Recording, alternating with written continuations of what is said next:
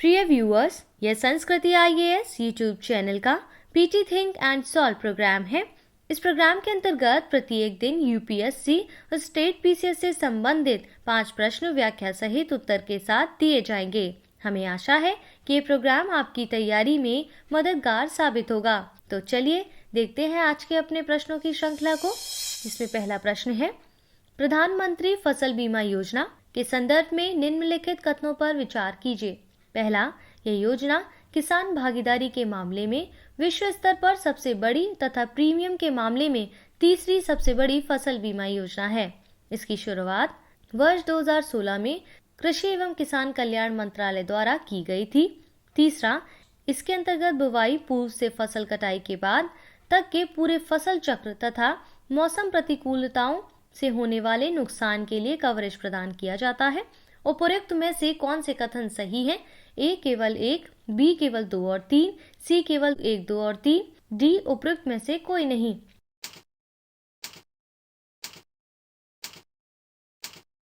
सही उत्तर है option C।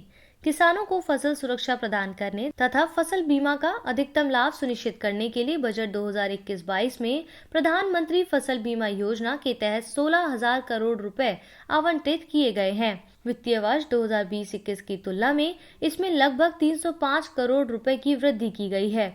इस योजना के तहत बुवाई के पहले से कटाई के बाद तक फसल के पूरे फसल चक्र के लिए कवरेज प्रदान की जाती है, जिसमें मौसम प्रतिकूलताओं से होने वाले नुकसान भी शामिल हैं। फसल बीमा योजना की शुरुआत वर्ष 2016 में की गई थी। PMFBI किसान भागीदारी के मामले में विश्व स्तर पर सबसे बड़ी तथा प्रीमियम के मामले में तीसरी सबसे बड़ी फसल बीमा योजना है। इसका क्रियान्वयन कृषि एवं किसान कल्याण मंत्रालय द्वारा किया जाता है। वर्तमान में PMFBI के तहत नामांकित कुल किसानों में से 84% छोटे तथा सीमांत किसान हैं। इस प्रकार उपयुक्त सभी कथन सही हैं, इसलिए इसका सही उत्तर है ऑप्शन C। देखते हैं आज के अपने दूसरे प्रश्न को।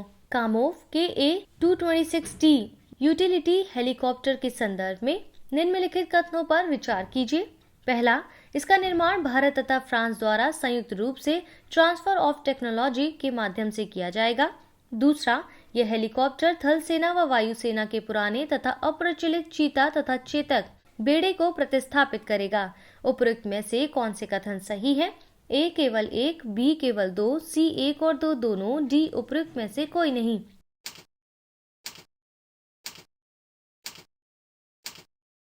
सही उत्तर है ऑप्शन B। वर्ष 2015 में भारत तथा रूस ने 200 कामोव के A-226T twin engine utility helicopter के लिए एक अंतर सरकारी समझौते पर सहमति व्यक्त की है। इसका निर्माण ट्रांसफर ऑफ टेक्नोलॉजी के तहत 30% स्वदेशी तथा 70% विदेशी तकनीक के उपयोग द्वारा किया जाएगा।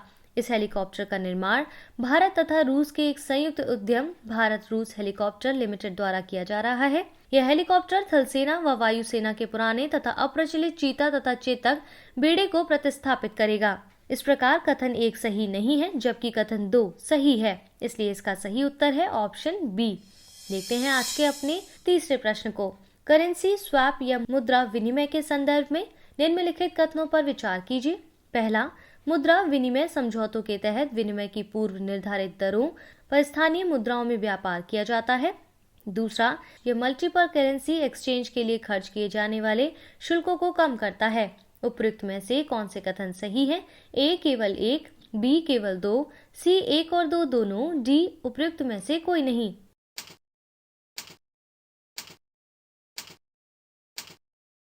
सही उत्तर है ऑप्शन C।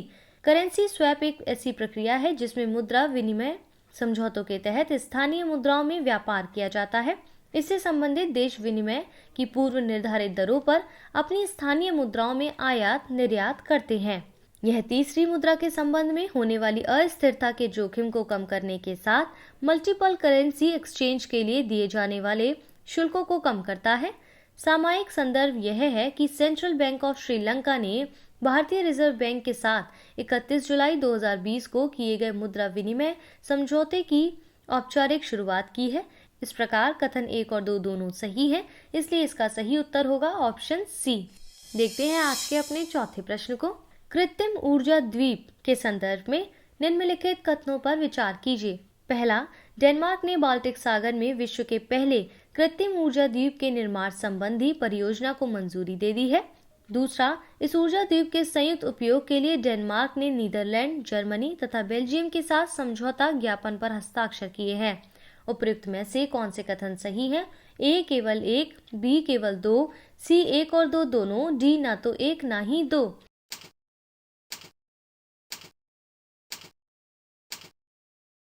सही उत्तर है ऑप्शन बी। हाल ही में डेनमार्क ने हरित ऊर्जा को अपनाने के लिए अपने प्रयासों के तहत उत्तरी सागर में विश्व के पहले ऊर्जा द्वीप को बनाने संबंधी एक परियोजना को मंजूरी दे दी है। यह परियोजना घरेलू उपयोग के लिए ऊर्जा आपूर्ति के साथ साथ उड्डयन, नौ परिवहन, भारी उद्योगों तथा परिवहन के लिए हरित हाइड्रोजन की आपूर्ति करेगी। इसके संचालन के लिए इसे अपतटीय पवन टरबाइनों से जोड़ा जाएगा। डेनमार्क ऊर्जा द्वीप के संयुक्त उपयोग के लिए पहले ही नीदरलैंड, जर्मनी तथा बेल्जियम के साथ समझौता कर चुका है।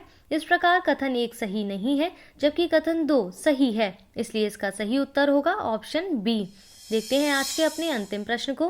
राष्ट्रीय युवा सशक्तिकरण कार्यक्रम के संदर्भ में निम्नलिखित कथनों पर विचार कीजिए। पहला, यह एक केंद्रीय क्षेत्रक अम्ब्रेला योजना है जिसे वित्त मंत्रालय तथा नीति आयोग के परामर्श से शुरू किया गया था।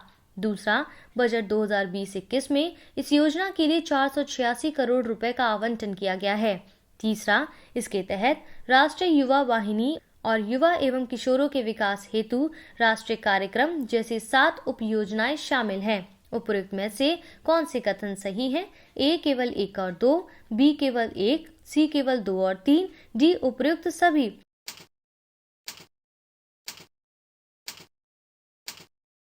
इसका सही उत्तर है ऑप्शन डी।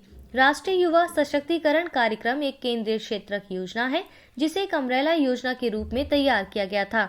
इसे वित्त मंत्रालय तथा नीति आयोग के परामर्श से युक्तिकरण अभ्यास के रूप में शुरू किया गया था। अम्ब्रेला योजना के तहत अन्य योजनाओं के विलय का उद्देश्य कार्यक्रमों के प्रभावी कार्यान्वयन के लिए योजना के प्रशासनिक ढांचे का प्रभावी ढंग से लाभ उठाना है। बजट 2020-21 में इस योजना के लिए 486.48 करोड़ रुपए का आवंटन किया गया है। इसके तहत निम्नलिखित 7 उप योजनाएं शामिल हैं। नेहरू युवा केंद्र संगठन, राष्ट्रीय युवा वाहिनी, युवा एवं किशोरों के विकास हेतु राष्ट्रीय कार्यक्रम, अंतर्राष्ट्रीय सहयोग, यूथ हॉस्टल, स्काउटिंग और मार्गदर्शक संगठनों को सहायता, नेशनल यंग लीडर प्रोग्राम। इस प्रकार उपयुक्त सभी कथन सही हैं, इसलिए इसका सही उत्तर है ऑप्शन डी।